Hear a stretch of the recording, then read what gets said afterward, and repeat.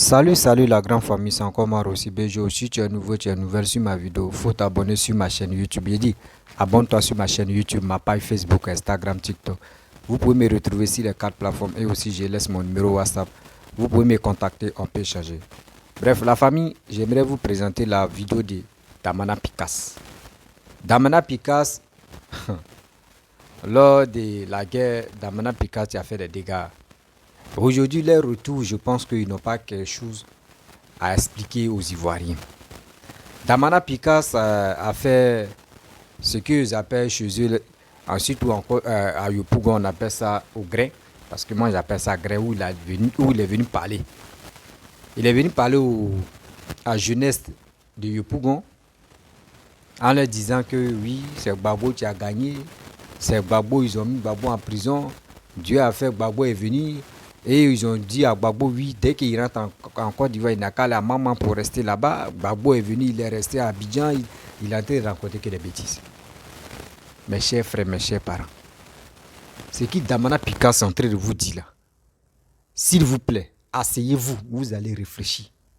Ceux qui étaient au pouvoir, hier, ils ont fait la Java, ils ont fait des bêtises. Que Yopougon, c'est pour Gbagbo. Yopougon n'est pas pour Gbagbo. Yopougon n'est pas pour Gbagbo. C'est pas Gbagbo qui a créé Yopougon. Mettez ça dans vos têtes. Enlevez cette histoire des fanatiques. Oui, Gbagbo Yopougon, c'est pour lui. Alassane Abobo, c'est pour lui. Non. Ivoirien, si tu es Ivoirien, tu es Ivoirienne. Mon frère, il faut voir le développement. Parle de ton développement. Damana Picasse, tu es en train de parler où il dit non que oui, Gbagbo, ils l'ont enlevé au pouvoir, Gbagbo est ceci, Gbagbo. Posez question à Damana Picasse. Quand vous étiez au pouvoir là, vous avez fait quoi? Vous avez fait quoi? C'est qu'ils vont vous dire là, non, la guerre, oui, la guerre, petit soro, petit coup d'état seulement, les aménagés. Petit coup d'état. Que Gbagbo a échappé à la mort en 2000, en 2002, oui, jusqu'en 2011, ils sont venus l'enlever. C'est eux qui rencontrent que des bêtises. Eux, ils ne savent pas quoi vous dire. Donc, ils sont obligés de mentir, de vous mentir, pour que vous puissiez tomber dans ces mensonges-là. Je vous dis, réveillez-vous. 2025 là, ils sont là préparés que c'est le nom de Gbagbo qui les fait peur. Le nom de Gbagbo, mais il n'effraie pas quelqu'un en Côte d'Ivoire. Même Blé Goudé, le nom de Blé Goudé même, il ferait Gbagbo même. Le nom même de Soro, il ferait Gbagbo. Le nom d'Afi Nguessan. Même Simon Gbagbo, son nom, il ferait Gbagbo. Gbagbo n'a plus de puissance. Parce que ceux qui sont autour de Gbagbo là, ce sont des ratatapouins. Oui. Parce que ce sont des mange-mines. Ils sont là quand ça va chez telle personne, ils sont prêts à aller là-bas. Quand ça va, ils sont prêts à quitter dans cette histoire-là. Dans cette histoire-là, ceux qui sont là raconter les vies là, faites très attention. Ils étaient au pouvoir, les gars mais vous ont donné quoi? Les gars, eux, ils ont fini avec promesse. Le PPACI, les Gbagboïstes là, ils ont fini avec promesse. Si c'est promesse seulement là, eux, ils ont mallette et puis ils ont des valises. Ils ont des jets privés, même des mensonges. Vous voulez toujours rester dans ce mensonge-là? S'il vous plaît. Yopougon, réveillez-vous. Réveillez-vous. Ne soyez pas fanatiques, bêtes. Ne soyez pas fanatiques, bêtes. On dit oui, Yopougon, Gbagbo en même temps. Vous ne cherchez pas à comprendre. Mon frère, cherchons à comprendre. Bédier est venu, on a vu ce qu'il Bédier a fait. Gbagbo est venu, on a vu ce qu'il Gbagbo a fait. Regardez à Papa Ado ce qu'il est en train de faire. Vous n'êtes pas fiers? Vous n'êtes pas fiers de ça? Quand Gbagbo il était au pouvoir là, il a fait quoi pour Yopougon même? Gbagbo a fait quoi pour Yopougon? Gbagbo n'a pas construit à Yopougon. Gbagbo n'a pas développé Yopougon. Jamais. La personne qui dit Gbagbo a développé Yopougon, il n'a qu'à venir me dire Gbagbo a fait quoi là-bas? Carrefour Kenya, où il a mis monument de quoi là même là. Monument là, ça empêchait les gens, les gars, tu as fait tourner même, il y avait trop d'accidents. Mais ils ont enlevé monument là. Regardez comment la voie, Papa est venu là, regardez comment il a arrangé la partie là. Mais quand même mon frère, mes soeurs, mes parents, quand on veut suivre quelqu'un là, asseyez-vous, vous allez réfléchir. Bulaka, il était au pouvoir, il nous a donné quoi? Il nous a apporté quoi? Ils sont là pour vous mentir, prix de cacao a augmenté. Ceux même que tu dis que eux, ils ont augmenté le prix des cacao. Les Damana Picas, les quoi là, mais eux, ils ont augmenté le prix des cacao. Quand ils ont augmenté là, qui a pris cet argent-là pour réaliser quelque chose, pour dire non que oui, c'est grâce à l'augmentation des prix des cacao de Babou, j'ai réalisé telle personne, j'ai réalisé tel truc, ils n'ont qu'à venir me dire ici. Arrêtez de nous foutre la gueule. Il restait 3 mois ou 4 mois. On va partir aux élections. C'est là que Babou a commencé à augmenter les prix des cacao. Et il a augmenté pour que au moins les villageois puissent se borner, tout le monde puisse dire non, oui, c'est la stratégie, nous on a compris. Babou a reçu 50 milliards de nettoyage seulement à Abidjan, il n'a pas pu. Où cet argent est rentré? Vous voulez nous blaguer encore? Et nous ne sommes plus les ignares, nous ne sommes plus des bêtes ou des brétailles ou des quoi là. Non, nous ne sommes plus dedans. La famille, écoutez très bien Damana Picas, c'est conneries qu'il est en train de rencontrer.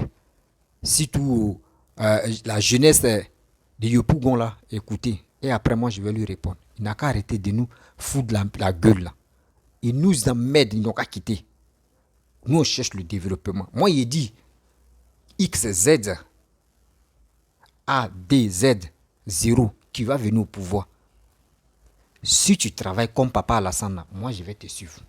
Mais si tu ne travailles pas comme Papa Alassane, mon frère, tes discours blablabla, tes discours pommes sucrées, moi, je ne suis pas dedans.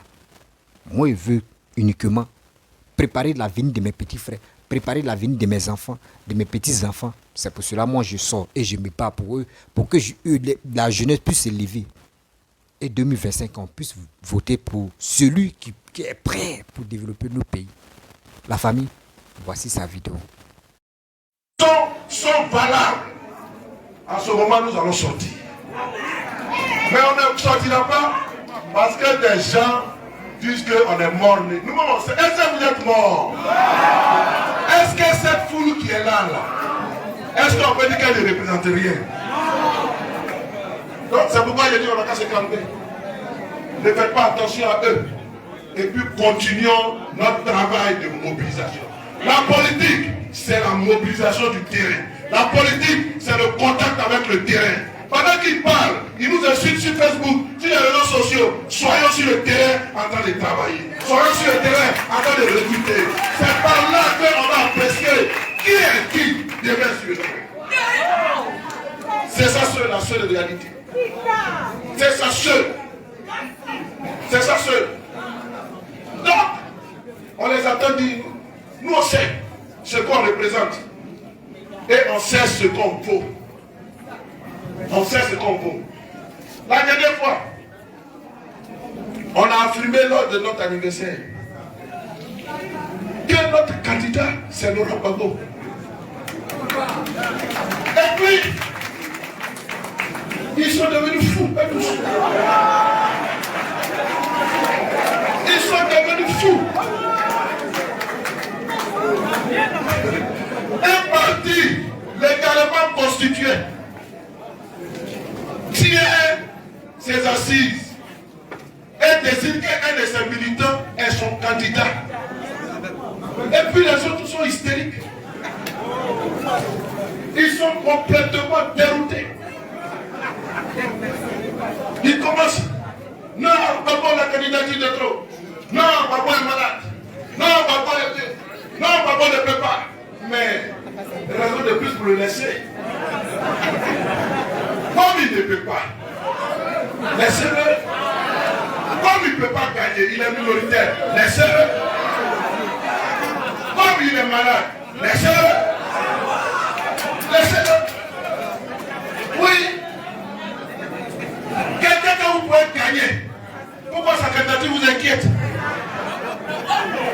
Pourquoi? Pourquoi? Mais dans la réalité,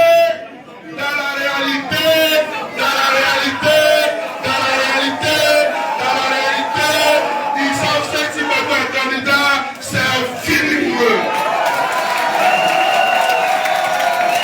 Voilà.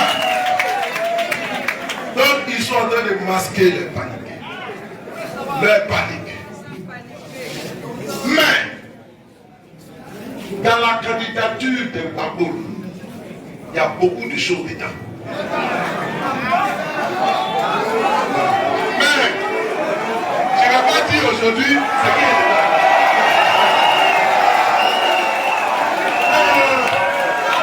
Aujourd'hui, je n'ai pas dit ce qu'il est dedans. Je n'ai pas dit ce qu'il est dedans. Ouais.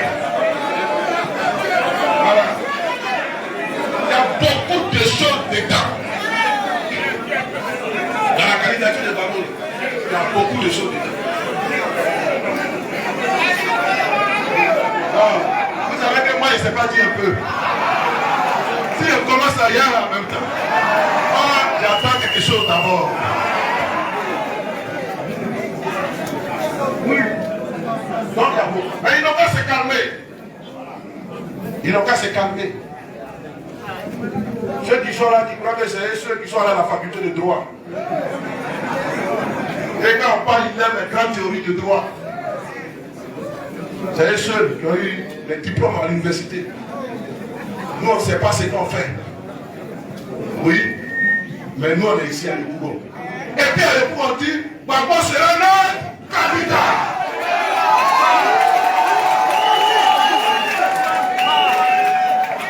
C'est lui seul.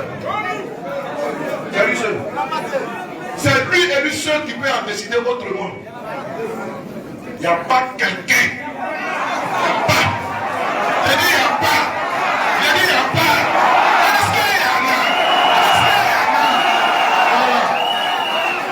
C'est lui seul. Il est le seul maître de son agenda politique. C'est lui qui décide de ce qu'il va faire. En 2002, une rébellion a voulu mettre terme à sa carrière. En 2002, une rébellion a voulu mettre terme à sa carrière. Est-ce qu'ils sont parvenus? Est-ce qu'ils sont arrivés?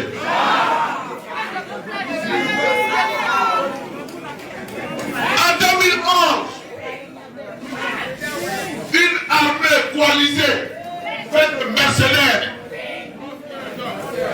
est descendue sur la Côte d'Ivoire pour mettre un terme à sa carrière politique. Est-ce qu'ils y sont parvenus? Est-ce qu'ils sont parvenus?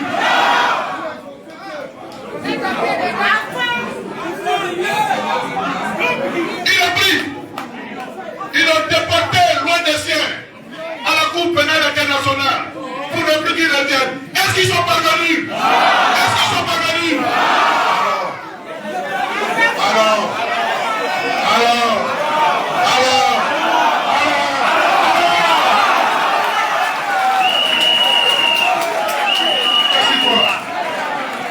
j'ai dit, personne ne peut imposer à Babo son calendrier politique.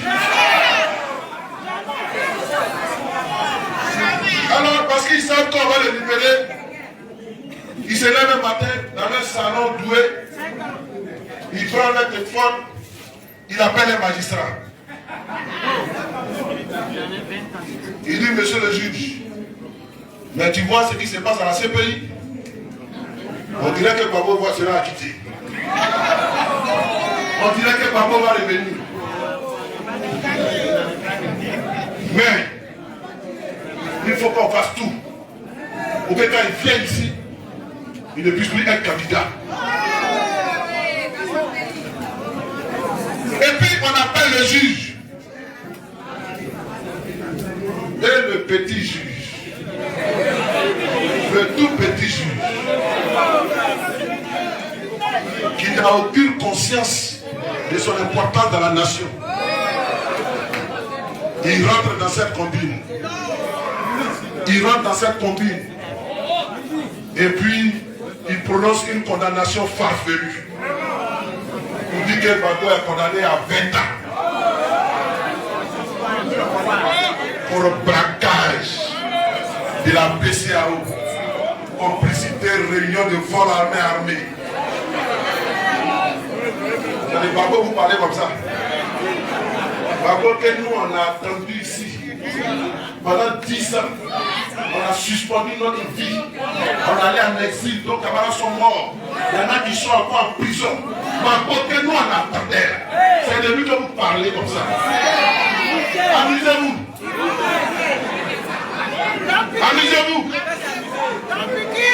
Amusez-vous.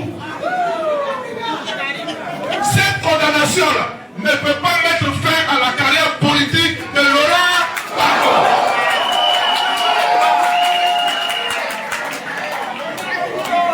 C'est lui seul.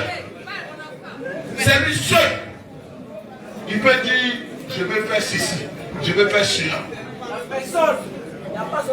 Et il devait rentrer. On lui a dit, tu viens là, tu vas t'asseoir à maman. Tu viens là, tu vas t'asseoir à maman. Ouais. Il ne l'a même pas répondu. Il ne l'a même pas répondu. Parce que ce n'est pas à tout on répond. Mais quand il a pris son avion, il est venu, il s'est assis à Abidjan, un point, un trait.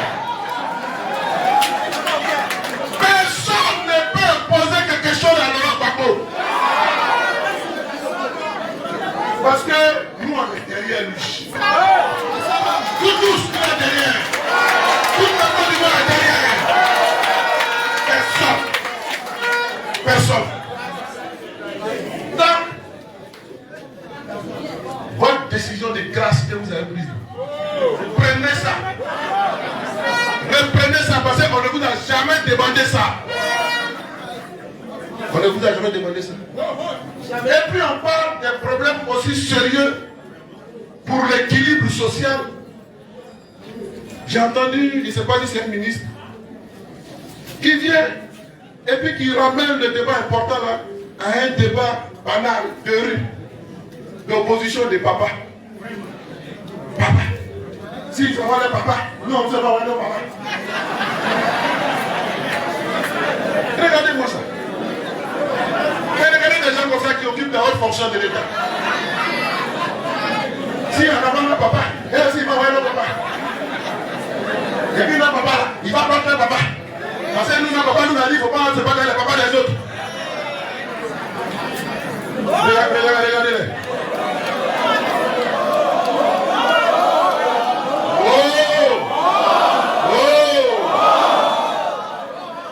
C'est de ça qu'il s'agit. C'est de ça qu'il s'agit. Donc ça, c'est pourquoi il a dit, on va pas se calmer. Il y a beaucoup de choses dedans. Il y a beaucoup de choses. Mais, on va dire ça après. On va dire ça après. Donc, camarades militants,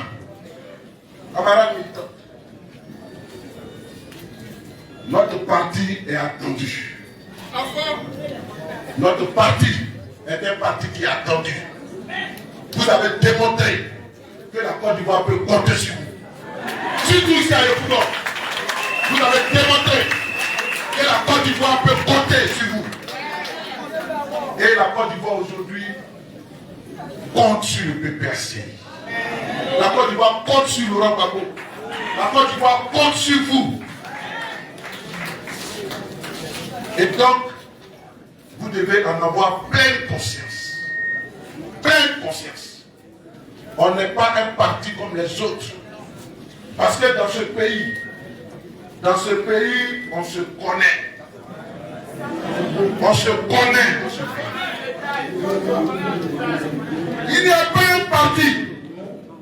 Il n'y a pas un parti dont les intérêts, la défense des intérêts ne fait pas corps avec la défense des intérêts des Ivoiriens.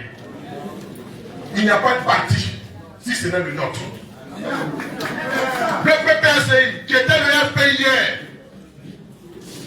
s'il y a un parti qui a fait des sacrifices au plus haut niveau pour la Côte d'Ivoire, s'il y a un parti qui s'est privé, s'il y a un parti qui a décidé de souffrir, s'il y a un parti qui a décidé de ne pas vendre la Côte d'Ivoire, et dont les militants se sont sacrifiés et continuent de se sacrifier, c'est le PPRC. Ce que je dis, c'est vérifiable. Et vous pouvez mener ce débat devant n'importe quel débatteur. Et puis vous n'aurez pas honte. Parce que vous avez les éléments. Vous-même, beaucoup ici, sont des exemples patents de ce sacrifice, de ce combat, de cet engagement sans calcul. Beaucoup d'entre vous ici. Voilà. Nous, on a encore des gens en prison. On a encore des gens en prison. On a encore des gens en exil. Et qui attendent qu'on se batte. Donc, quand tu as ces charges sur toi, tu ne fais pas attention à cette chose. Tu es concentré sur ton combat pour que tes frères qui sont en exil reviennent. Pour que tes frères qui sont en prison sortent. Et tu es concentré pour que ton parti reprenne le pouvoir. C'est ça. C'est ça nos préoccupations. Pour que les Ivoiriens respirent. Pour que les Ivoiriens respirent. C'est ça. C'est pourquoi, quand les gens sont distraits, nous on doit rester concentrés. Dans ce temps-ci, on voit, il y a des débats. Le président n'a pas salué Y. Le président n'a pas salué celui-là. Le président n'a pas fait ceci. Le président n'a pas embrassé quelqu'un. Et puis ça devient des affaires d'État. Et puis on veut que le PPACI là soit concentré sur ça. Non! Il n'y a pas quelqu'un dans ce pays, de tous les leaders politiques, qui est plus ouvert que Laurent Gbagbo. Il n'y a pas. Il n'y a pas. Mais c'est justement parce qu'il a ouvert que tout le monde veut le saluer. Et qu'il répond à toutes les sollicitations. C'est un enfant du peuple. Et le peuple a le droit de le revendiquer.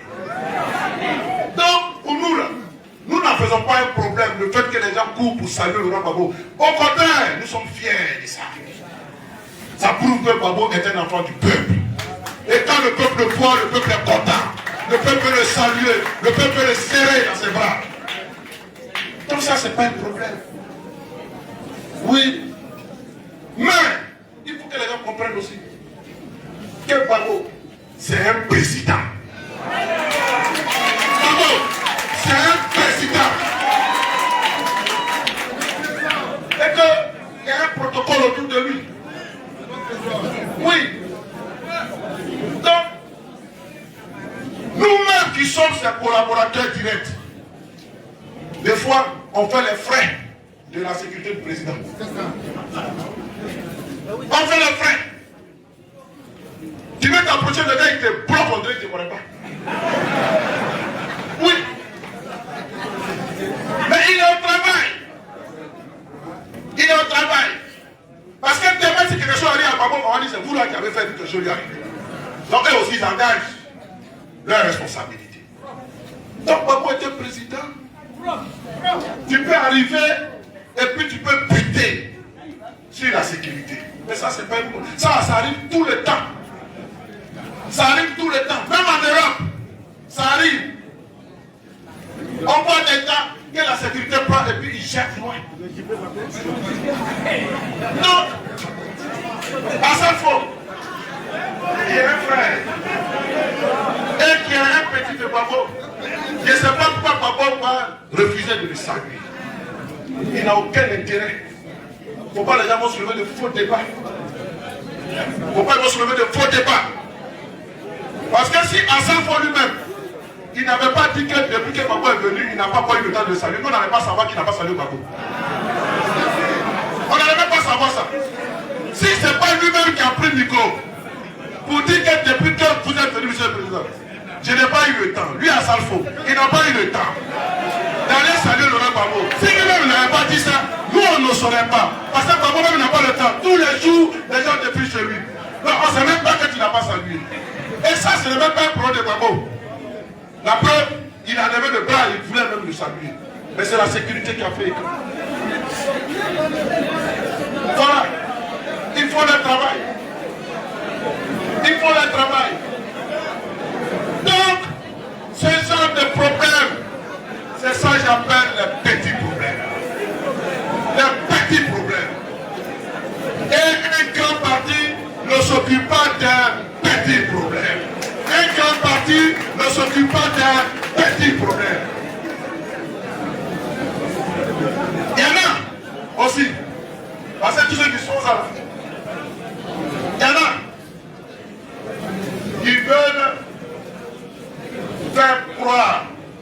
Et c'est là qu'ils sont pernicieux. C'est là qu'ils sont vicieux. Et c'est là qu'ils mènent un combat politique contre Gbagbo. Il y en a qui veulent faire croire que Gbagbo, il ne décide de rien. Que Gbagbo, il y a un prof autour de lui qui réfléchit à sa place, qui exécute à sa place, et qui est là, qui ne prend plus de décision. Il y en a qui veulent faire croire à ça. Mais ça, c'est un combat politique qui mène. Et c'est lié au fait qu'on a dit que Gbagbo est notre candidat. Donc ils veulent dire que Gbagbo même n'a rien à voir dedans. Il y a toujours des gens autour qui décident pour lui. Ça, c'est un combat politique. Mais nous, tout ça là, c'est leur problème. C'est leur problème. Parce que nous là, on est là avec nos chefs. On est là avec lui. Et puis toujours, quand il nous trace les signaux, quand il fait les analyses, il n'y a rien à dire. Il n'y a rien à dire. Donc, je vous le dis aujourd'hui, pour que vous le sachiez, et que quand ces petits débats arrivent, croyez que c'est pour nous distraire. C'est pour nous distraire. Si demain, tous ces artistes qui veulent rencontrer le président, ils le rencontreront. Le président est disposé à les rencontrer. Quelqu'un qui est venu et puis qui allait saluer Ouattara au palais de la présidence, c'est pas Sanko qui ne va pas saluer. Qu'est-ce que ça va lui enlever? Qu'est-ce que ça va lui apporter? C'est pas Abou Gagné qui ne va pas saluer. Qu'est-ce que ça va lui apporter? Qu'est-ce que ça va lui enlever? Si c'était de passer 30 minutes de bon moment à rappeler certaines choses. Donc, camarades militants, camarades militantes, nous sommes donc au terme de cette rencontre.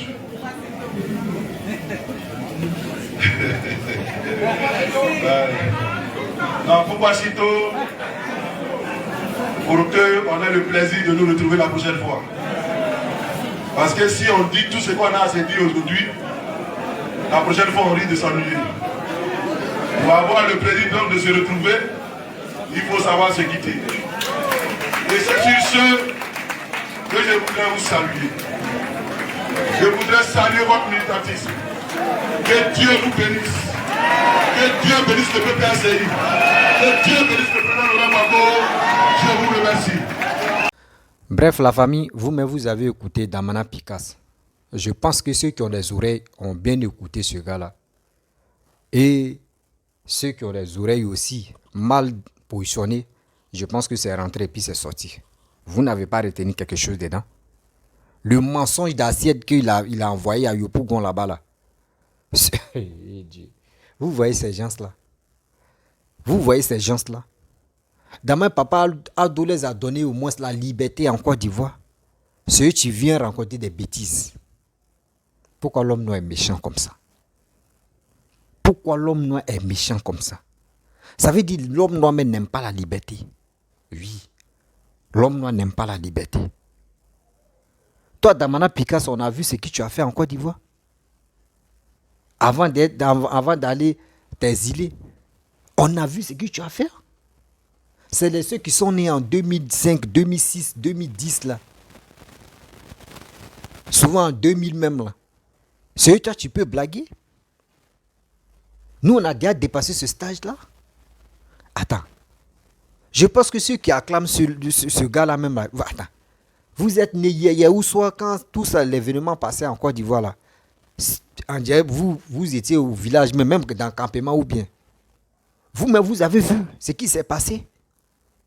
C'est ceux-là encore, vous voulez encore leur donner un pays qui est en chantier, un pays qui est vraiment qui est en train de prospérer. Mais attends, où allons-nous avec cette intelligence-là? Où allons-nous avec cette intelligence que Dieu nous a donnée? Damana Picasse a dit quoi de nécessaire? Que moi, comme cela, moi je vais l'encourager pour dire oui, c'est vous, je vais suivre. Quelqu'un qui est quitté en prison, qui vient en Côte d'Ivoire. Tu as galéré avec ta femme. Tu as fait la prison avec ta femme. Ta femme, elle a fait prison en Côte d'Ivoire. Et toi, tu as fait pour toi la haie. Toi, pour toi, là même, c'était mieux. Pour toi, tu as fait pour toi, mais ou fraîcheur, mais benguiste. On appelle ça prison benguiste. Mais elle a fait, elle a fait prison Agban. Tout ça là. Quand elle est sortie là, ça n'a pas duré. Toi, tu es venu. C'est ce monsieur qui a abandonné sa femme. Aujourd'hui, c'est ce monsieur, c'est les Damana Pikas qui viennent rencontrer les vies. Que oui, Laurent Gbagbo est le meilleur. Laurent Gbagbo est comme ça. Laurent Gbagbo est ceci. Et mettez ça dans vos têtes un jour. Quand Oufoué, Félix Houphouët-Boigny, nous on n'a pas connu Félix Houphouët-Boigny, mais nos parents nous ont dit, quand Oufoué était au pouvoir là, il n'y a pas eu coup d'État en Côte d'Ivoire. Ceux qui faisaient des bêtises de coups d'État, ou ceux qui voulaient faire coup d'État, ou ceux qui voulaient être l'opposition flafla là, il les a mis au part. Il les a mis au part. C'est là que Gbagbo a goûté prison. C'est là que Gbagbo a goûté prison. Vous avez vu Bédié. Bédié tellement que c'est un fuyard. Quand Bédié, lui, il a pris le pouvoir, ces simples militaires l'ont effrayé. Lui, il a laissé le pouvoir. Guéhi est venu. Guéhi, moi, je ne le compte pas comme le président parce que quelqu'un qui n'a pas fait un mandat, moi, je ne peux pas le... Non. Quelqu'un qui n'a même pas fait un an, lui, je ne peux pas dire c'est un président. Lui, je peux dire il était de passage. Et après, Laurent Gbagbo a pris le pouvoir en 2000. Et en prenant le pouvoir là même, c'est pas dans les urnes, il a gagné ça comme ça. Mais il ne sait pas comme c'est là. Parce qu'il y a eu un échange, il y a eu l'affrontement. Où il a dit aux Ivoiriens, venez dans les rues. C'est Gbagbo, tu l'as fait. C'est dit dans la vie même, madame, tu vis au pouvoir, c'est comme ça, tu t'en vas. Gbagbo a envoyé des gens dans les rues. Mais nous on était vivants, nos têtes, il y avait des souvenirs. Il y avait des souvenirs dans nos têtes. Vous comprenez? Je ne sais pas pourquoi des Ivoiriens sont là, oui, Gbagbo rien. Quelqu'un qui a géré le pouvoir pendant 10 ans, pas 10 mois, pas 10 jours, pas 10 semaines. 10 ans. Conclusion, zéro. Quand Gbagbo a pris le pouvoir, regardez comment les rebelles ont fait. Les jeunes sont révoltés. Pour dire non, Dama il a pris le pouvoir, c'est pas comme ça. Ils ont découpé le pays en deux. Gbagbo n'a pas pu recoller un pays. L'homme qui dit c'est un homme de droit. L'homme qui dit lui, il ne travaille pas avec la France. Écoutez, je vais vous expliquer. Parce que ce qui Damana Pikas a dit là, que c'est zéro. Les gars passent leur temps à mentir. Écoutez-moi très bien. Jeunesse ivoirienne, jeunesse, je vous appelle. Écoutez-moi très bien. Ces gars-là, ces gens-là sont les menteurs. Ce sont les menteurs. Écoutez-moi très bien. Je ne suis pas là pour venir clasher les gens, mais je dis que les vérités. Vous qui êtes nés en 2000 ou en quoi, écoutez-moi très bien. Maintenant, quand Gbagbo a pris le pouvoir, des jeunes sont révoltés pour dire non. Quand toi tu prenais le pouvoir, tu as dit, parce que toi et Guéhi, il y avait un peu d'enfrontement un peu là. Tu as envoyé des Ivoiriens à l'abattoir en leur disant venez dans les rues. Et les Ivoiriens sont sortis. Et Damaï, tu as fait, ça ne les a pas plu. Et il y a eu des choses, il y a eu des contre-vérités. Ils ont divisé le pays en deux. Celui que vous voulez qu'il vienne au pouvoir. Quelqu'un qui était président, qui avait tous ses privilèges. Et on l'a reconnu comme président. Il n'a pas pu recoller la Côte d'Ivoire qui était divisée en deux. Gbagbo n'a pas pu recoller la Côte d'Ivoire. Mettez ça dans vos têtes. Gbagbo n'a pas pu. C'est ce monsieur qui n'a même pas pu recoller la Côte d'Ivoire. Pendant 10 ans. Et aujourd'hui, lui, il n'est plus au pouvoir. C'est ce monsieur-là, vous voulez qu'il n'a qu'à venir au pouvoir. Attends. Vous voulez encore que le pays n'a qu'à se diviser en 4 morceaux ou bien? Vous voulez que le pays n'a qu'à se diviser en 4 morceaux? Non, quand même. Non, quand même. Nous avons déjà dépassé ce stage-là. Où on est là, on fait des trucs et puis on laisse tomber. Non, nous avons déjà dépassé ce stage-là. Réveillons-nous. Soyons conscients de nos actes. Ce n'est pas quelqu'un d'autre qui va être à combien de kilomètres qui va venir faire une vidéo pour dire viens dans les rues, fais ça, fais ceci, vote ce monsieur, il est bon. Il a fait quoi de bon? Voici Alassane, tu as pris le pouvoir. On avait 2 ponts en Côte d'Ivoire. Et il est venu ajouter 3e, 4e, 5e. Vous voyez, pour Akouaba, tu es en train de venir ici 6e. Et si 5e. Parce qu'il a fait 3e, 4e, 5e. Oui, 5e. Félix Houphouët-Boigny a fait 2. Lui, il a fait 3e. Il a fait 4e. Il a fait 5e. Vous voyez, 6e, tu es en train de venir comme Akouaba. Attends. C'est joli à voir. Mais si on dit c'est crédit même, c'est joli à voir. Eux, quand ils prenaient les crédits des milliards, là, où c'est rentré? Posez-les des questions. Où c'est rentré? Posez-les des questions. Les leaders qui ont dit Gbagbo, quand Gbagbo était au pouvoir, ils prenaient des milliards pour aller financer la campagne d'un Français.